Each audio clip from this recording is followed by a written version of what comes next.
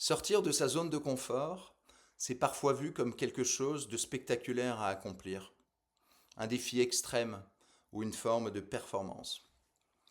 Pourtant, dans la réalité, sortir de sa zone de confort consiste moins à rechercher l'exploit qu'à accepter d'aller là où nos repères habituels disparaissent, là où l'on ne peut plus s'abriter derrière les habitudes ou le rythme parfois imposé par les autres. Dans quelques jours, je vais partir en Arctique, sur le lac Inari en Finlande, un territoire que je ne connais pas encore. Pendant un mois, je vivrai sous une tente, sur un lac gelé, dans un environnement où les températures descendent actuellement entre -20 et -30 degrés. Je me déplacerai en raquette, en tractant une poulka d'environ 60 kilos, qui contiendra l'ensemble de mon matériel ainsi que ma nourriture lyophilisée, prévue pour tenir un mois en totale autonomie. L'eau, je l'obtiendrai de la neige et de la glace que je ferai fondre pour boire et manger. La douche, elle, devra attendre mon retour sur la berge. Dit ainsi, cela peut sembler extrême. Pourtant, ce n'est ni le grand froid, ni la difficulté physique, ni même l'idée de conditions particulièrement difficiles qui m'attire. Ce qui m'intéresse, c'est ce que ce type d'environnement provoque intérieurement, ce qu'il révèle lorsque les artifices disparaissent. Vivre un mois avec l'essentiel, c'est aussi faire l'expérience très concrète de la sobriété. Là-bas, chaque objet a une fonction précise. Chaque gramme compte. Chaque choix a des conséquences. Il n'y a rien en trop. Rien pour compenser un inconfort émotionnel ou remplir un vide. Et dans ce dépouillement volontaire, on redécouvre quelque chose de fondamental. Le fait que le bien-être, la stabilité intérieure, voire une certaine forme de bonheur ne sont pas liés à ce que l'on possède, mais à la qualité de la relation que l'on entretient avec soi-même, avec le temps et avec la nature. Sur le lac Inari, l'hiver est encore marqué par la nuit polaire, même si celle-ci raccourcit peu à peu. La lumière revient progressivement, modifiant lentement la perception du temps et des journées, qui deviennent simples, rythmées par la marche, l'installation du camp, la préparation des repas, le repos, puis le recommencement. Dans cette simplicité radicale, l'esprit ralentit naturellement, les pensées superflues s'estompent, et l'on apprend à composer avec ce qui est plutôt qu'à chercher sans cesse à combler, à distraire ou à accumuler. Sortir de sa zone de confort, ce n'est pas se mettre en danger pour le principe, c'est accepter volontairement de se placer dans un cadre qui oblige à écouter avec attention. Écouter son corps, ses besoins, ses limites, mais aussi ses peurs, car celles-ci ne disparaissent jamais lorsqu'on les évite. Elles se transforment, se déplacent, s'installent parfois en arrière-plan. Dans un environnement comme celui du Grand Nord, elles deviennent plus concrètes, plus lisibles et paradoxalement plus accessibles au travail intérieur. Le film que vous allez voir juste après, On va marcher sur le lac, a été tourné lors d'une expédition précédente, en Mongolie, en février 2023. Il s'agissait de ma 6e expédition, mais la toute première dans un environnement polaire. À l'époque, cette aventure, je l'ai vécue en duo. C'était un autre moment de vie, dans lequel le froid, l'isolement et le dépouillement étaient partagés. Aujourd'hui, le projet est très différent.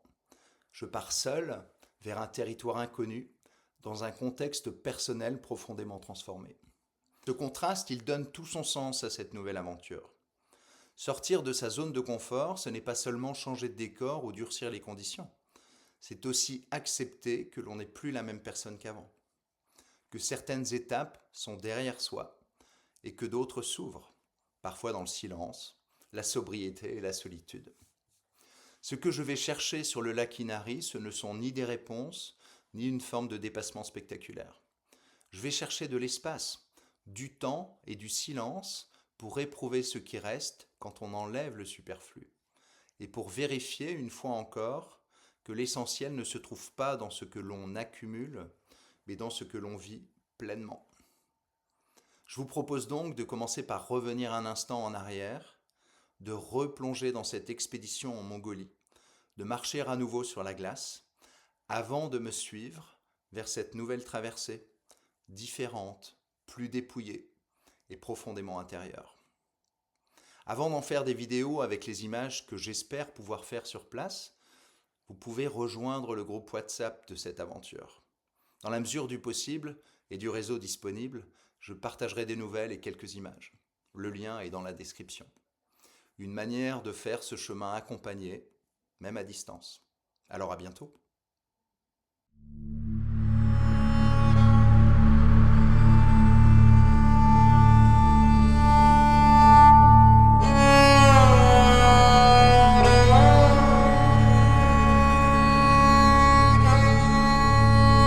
L'aventure, c'est la sobriété, la lenteur d'abord. Et je crois que c'est clairement ce qu'on est allé chercher sur le lac. Il y a une notion de cheminement et de voyage dans l'aventure, d'exploration de soi et de ce qui nous entoure.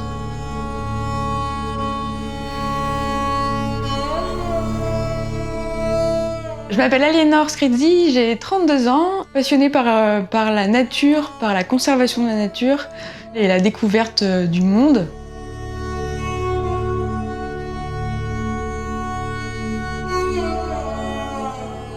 Je suis Renaud Fulconis, j'ai 56 ans. Pour moi, un aventurier, c'est quelqu'un qui sort de sa zone de confort, parce que je crois que c'est là qu'on fait les plus belles découvertes.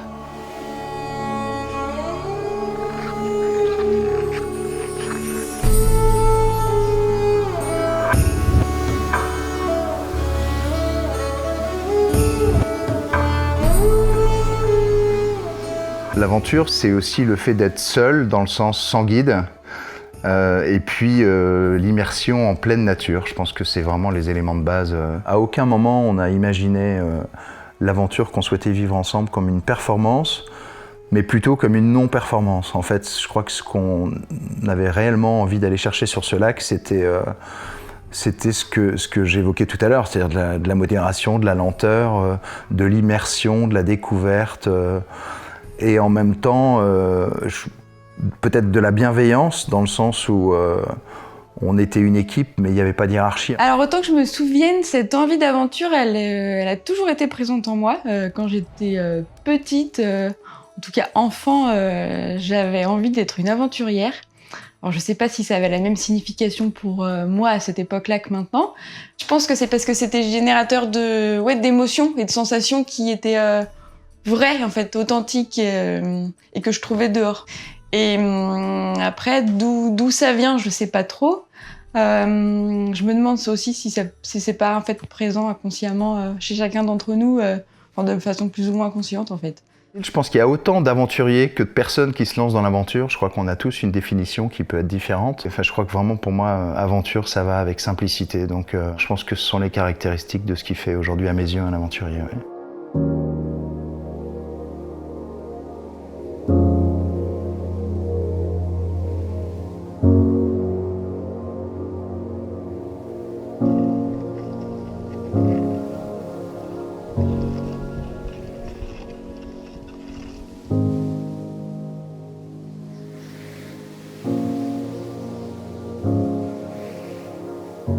Alors initialement, on avait prévu de partir sur le lac Baïkal.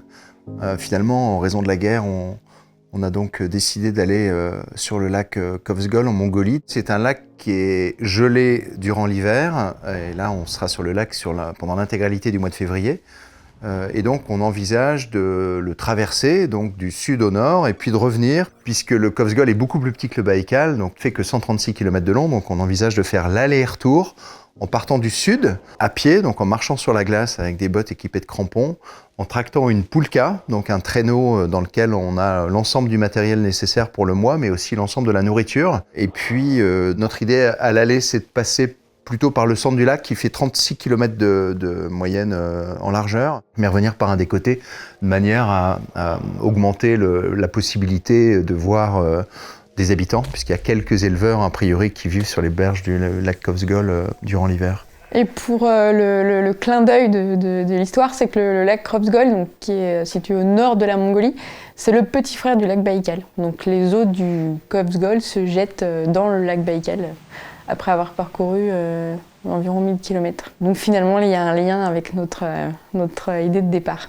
Ce qu'on veut, c'est être là-bas et vivre cette expérience ensemble, dans un environnement qui est peu familier. Et, il y a ce paradoxe permanent, en fait, de rechercher quelque chose de simple qu'on a du mal à vivre ici, en fait. Que se détacher de tous les artifices dont, évidemment, on bénéficie, comme je crois la grande majorité d'entre nous, on ressent le besoin d'aller le vivre au loin, quoi. Prendre du temps de faire ce cheminement, il y a cette idée qu'on s'en fait, d'aller découvrir quelque chose de simple, mais à mon avis, c'est pas simple quand même de trouver ça. Et en prenant suffisamment de temps, justement 1 mois pour être sur le lac, je pense que c'est une façon de se donner la possibilité d'avoir en tout cas un certain nombre de réponses. Ouais.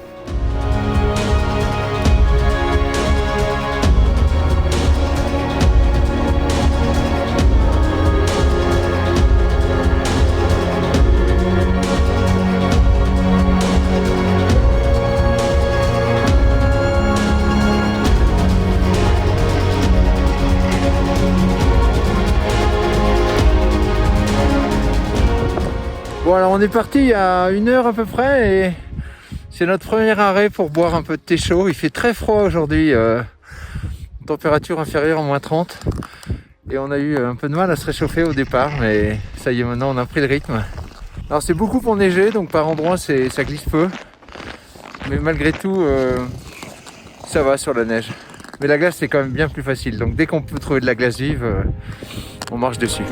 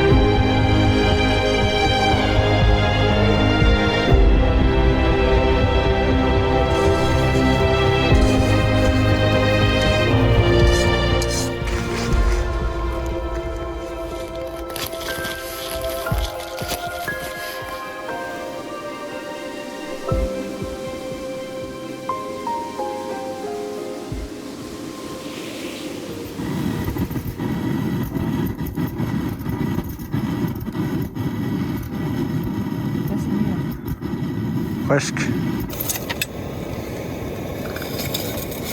Paradoxalement, le soir c'est compliqué pour moi parce que c'est le moment où j'aimerais bien me poser. Et parce que la journée, c'est pas qu'elle a été longue, mais elle a été un peu difficile parce qu'on tire le traîneau et c'est fatigant. Et en fait, c'est là où il faut évidemment monter la tente, ramasser de la glace, faire fonctionner les réchauds qui marchent pas. Et du coup, on se pose pas avant longtemps. Et en fait, finalement, je ressens que c'est pas vraiment le moment de la journée que je préfère. Donc c'est assez compliqué pour moi à gérer et j'aimerais bien réussir à le vivre mieux.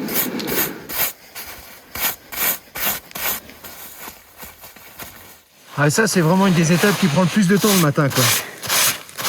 Tout le givre accumulé dans la nuit dont il faut vraiment se débarrasser. Ça prend autant de temps que... Non, presque autant de temps qu'à fondre de l'eau, quoi. De la glace pour avoir de l'eau, ouais. C'est contraignant, mais vraiment obligatoire. C'est incroyable tout ce qu'il y a. Et c'est que double toit, ça. Voilà, donc on va dans cette direction là-bas. Donc on vise quel point? Bah la pointe, là-bas.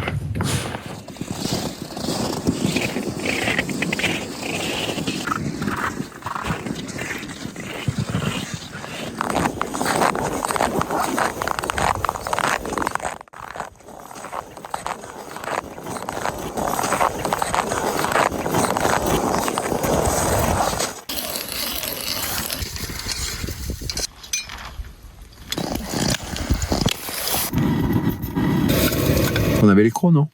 Ouais, c'est très bon. T'as eu froid où? Les pieds.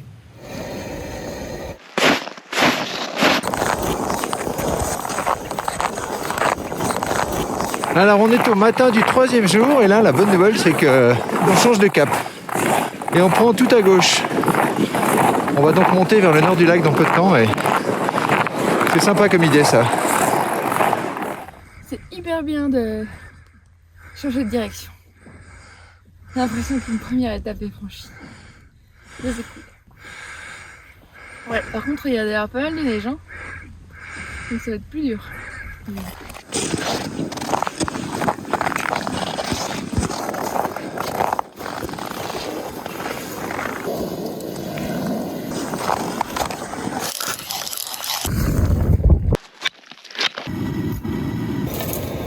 Une vraie fondue. Ah, au crouton. Salut Toutankhamon. Bon alors Ali, combien tu veux qu'on fasse de kilomètres aujourd'hui? On a dit qu'à partir d'aujourd'hui, on faisait 10. 10.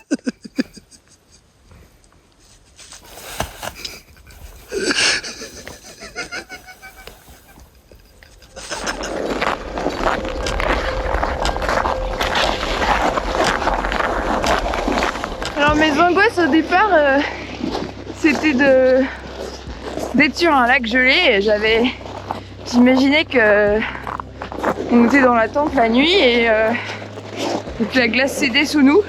C'est plus du tout ça qui m'inquiète. Non, parfois je peux me dire, bah voilà, 28 jours c'est long. Est-ce que ça va être facile, ou est-ce que je vais réussir à être bien pendant 28 jours? Je pense que oui, parce que fondamentalement, je crois que c'est ce qui me convient. J'ai un peu l'impression de vivre ma vraie vie ou d'être sur le bon chemin en tout cas. Voilà, c'est d'être ici qui me comble et c'est génial de partager ça avec Renaud et de se retrouver là-dessus ensemble.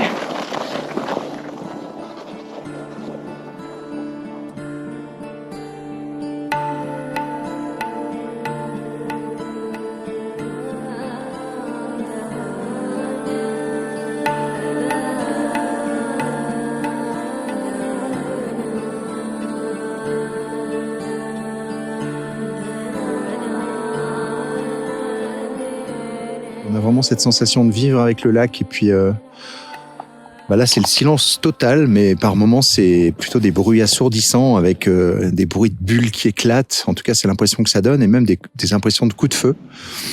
C'est vraiment très très très impressionnant et c'était comme ça hier soir avant qu'on s'endorme et puis ça s'est calmé ensuite pendant la nuit.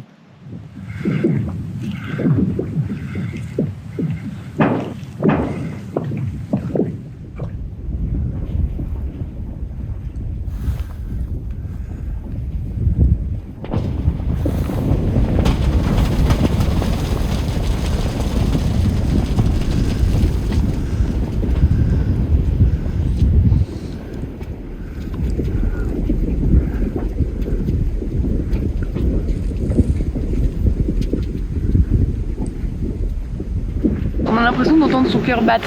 Super impressionnant.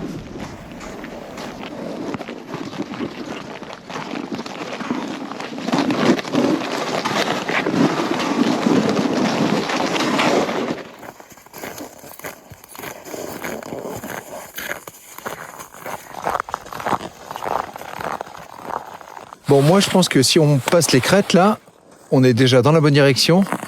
Et la zone derrière, elle a l'air plutôt sécurisée par rapport à celle qu'on vient de passer. Je pense qu'on est un peu trop proche de l'île. Il faudrait plutôt aller, tu vois, continuer comme ça. Ouais, on peut piquer sur la neige au fond là-bas, moi ça me va ça. Ouais. Après, Moi je veux simplement pas qu'on passe à l'est là. Il y aura sans doute d'autres zones un peu pourries. Hein. Ouais, on contournera. Alors on a voulu faire les malins et traverser la zone pourrie. Mais c'est pas possible, parce qu'il y a plein de petits bouts de glace. Et ma poulka s'est déjà renversée 2 fois. Et on va voir si près de la rive, c'est pas plus praticable. Parce qu'en fait, on sait pas combien de kilomètres ça dure. Tu vois, ce qui rend cette aventure sur le lac sereine pour moi, c'est que j'ai rien à prouver. Donc passer dans ce champ de mine de glace, des morceaux acérés, il y a peut-être encore 3 km, vraiment je vois pas l'intérêt. Donc c'est pas pour moi. Donc en fait sortir de là, être où on est maintenant, là, sur une zone déjà où on peut camper, parce que là-dedans, si on se retrouve pris à la tombée de la nuit, on est comme des cons en fait, on dort avec des morceaux de glace dans le cul, quoi. Donc ça me dit rien du tout. Donc là franchement, là déjà, On avance autant qu'on veut vers les montagnes. Je pense pas qu'on va rejoindre la route, il n'y a aucune chance, je pense qu'elle est très loin d'ici. Et après, quand on trouve l'espace ouvert à l'est, on pique vers Hank. Mais moi, je retourne pas là-dedans. Bon, alors ça, c'est la fondue aux 3 fromages. Tu veux goûter? Non, merci. Il est l'heure de se réveiller. Un jour sur 2 pour Joe Myrtille. Mais c'est super bon. En train de faire des points pour réparer cette bévue du matin. Ouais, en fait, je me rends compte que vouloir être sur le lac sans ne rien faire, c'est presque impossible en fait. Il y a toujours quelque chose à faire. Bon, alors décrassage de l'omnifuel. Et on casse une hélice, en l'occurrence 2. Nectar. Ça devrait faire l'affaire. Deuxième déchirure. Alors, l'arceau rouge de la tente qui est pété. Changement du feutre. Bon, allez-y.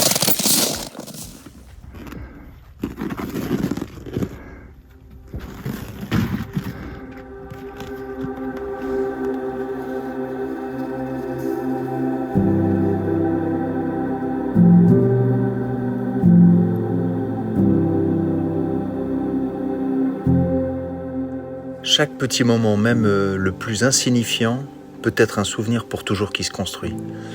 La puissance des souvenirs qu'on se fabrique ici, elle a peu d'équivalent. Les émotions partagées, le silence et les bruits du lac, les couleurs, le pincement du froid. Donc la richesse de l'expé, pour moi, elle est notamment dans la puissance des souvenirs qu'on se construit.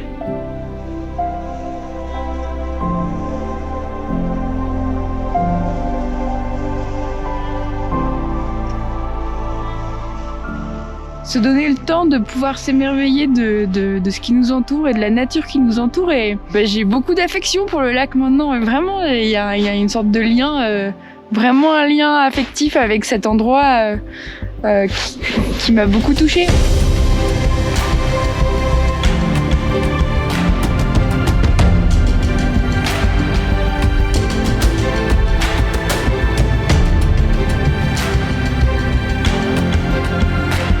Ce qu'on fait, c'est à la portée de tous à partir du moment où on se prépare bien.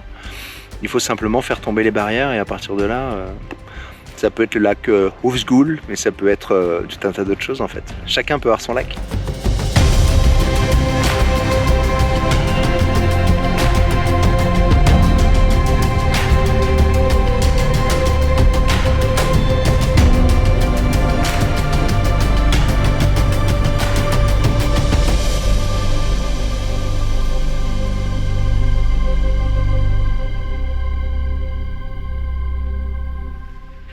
J'ai l'impression que Ranch est droit devant nous là-bas, là.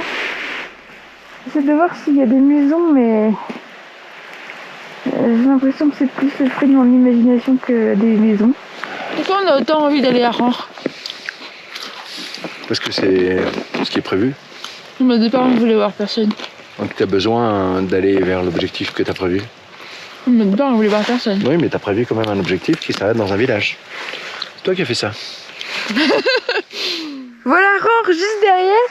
Et vraiment, ça a une saveur très particulière d'arriver ici et de se dire qu'on est venu à pied en fait. C'est vraiment une jolie récompense, c'est un endroit magnifique. Et ça vaut le coup d'avoir traversé le lac juste pour être là une journée.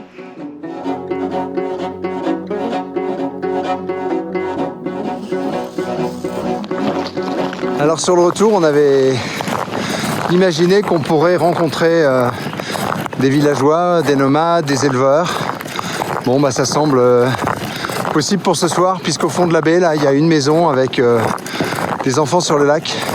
Et puis au fond, des chèvres, il me semble.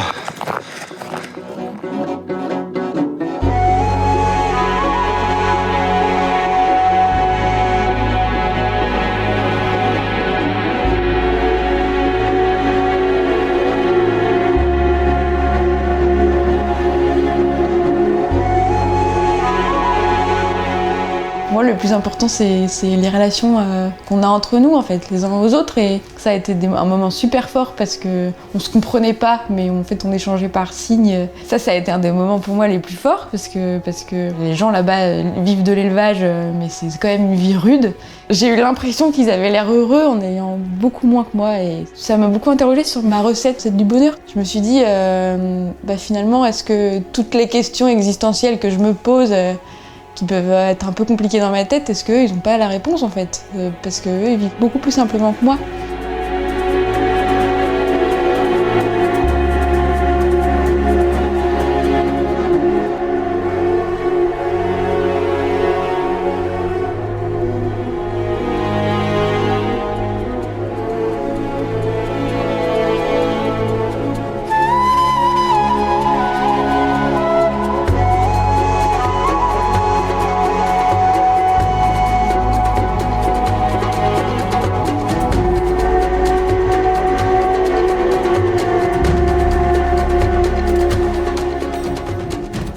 Finalement, ce qui est le plus important pour nous tous sur la Terre en termes de bonheur, c'est le lien qu'on peut établir avec les autres. Donc ça nous a manqué et ça s'est traduit notamment par ce paradoxe entre le fait d'être dérangé par le fait de voir des voitures passer par endroits sur ce tracé sur le lac qu'à un moment on a été obligé de suivre parce qu'il y avait trop de crêtes de compression pour évoluer au milieu. Et en même temps, la richesse de ces rencontres éphémères, en fait. Et donc, les quelques voitures qui se sont arrêtées pour nous parler, ça a été des moments incroyables où on se comprenait peu, ou pas d'ailleurs. Mais en même temps, on a vécu des moments incroyablement forts avec des échanges qui étaient d'une vraie richesse.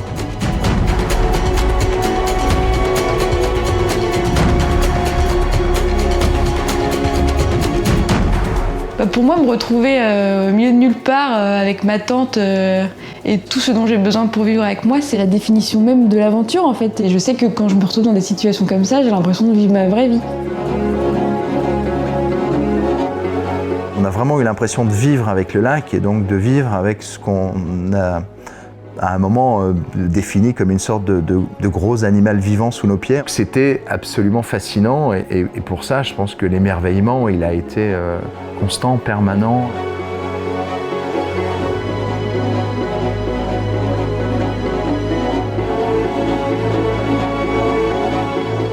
Et ça a été un choc de terminer d'un coup, de finir cette aventure.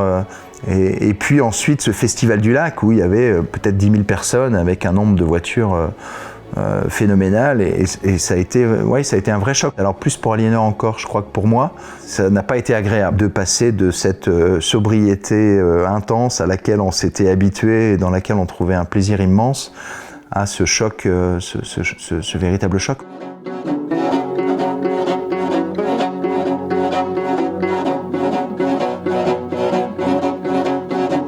Et finalement, bah oui, on était dans l'esprit assez proche de ce que le peu que je peux en connaître des chasseurs-cueilleurs nomades. En fait, nous étions comme des chasseurs-cueilleurs nomades.